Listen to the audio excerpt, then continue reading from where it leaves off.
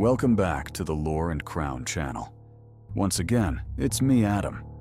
Let's continue with The Woman in White at DuPont Marsh, Chapter 3. Echoes in the water, I went back. Not with a flashlight, not with friends. Just me and a notebook, old boots, and a bottle of water I barely touched. It was October again. The sky was gray, and the forecast promised scattered storms. But that morning the trail was quiet, the wind cool enough to mask the smell of the water. I parked outside the southern gate and hiked the long trail east, the one that curved around the tree line where the soil always felt just a little too soft. I don't know what I was looking for. A story, maybe.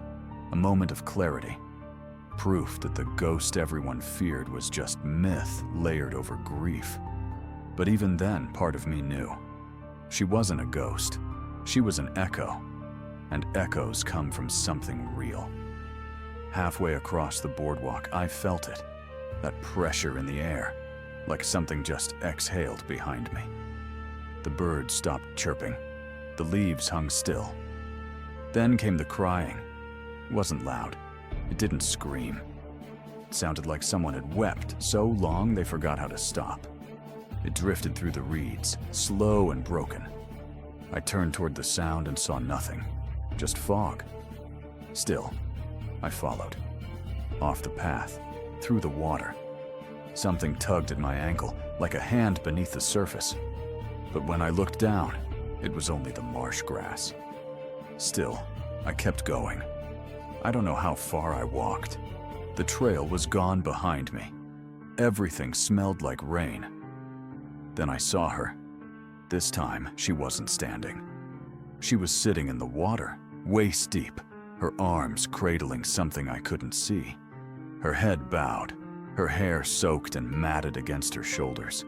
I didn't speak, didn't breathe. And then, she looked up. Her eyes were not black. They were not empty. They were mourning. Eyes like someone who had spent too long remembering something no one else ever would. Eyes like someone who waited to be found and knew no one would come. I wanted to say something, to ask who she was, what she needed, why she was still here. But before I could open my mouth, she was gone. The marsh rippled once, then stilled. The air shifted, and the crying stopped. I made it back to the trail just before the rain returned. I never told anyone what I saw. Not because they wouldn't believe me, but because some stories aren't meant to be passed around like legends. They're meant to be remembered, not shared. This is Chapter 3 of a 4-part story from the Lore and Crown full version coming soon. In the book, Things We Shouldn't Tell, subscribe to the Lore and Crown, where the past whispers and the crown remembers.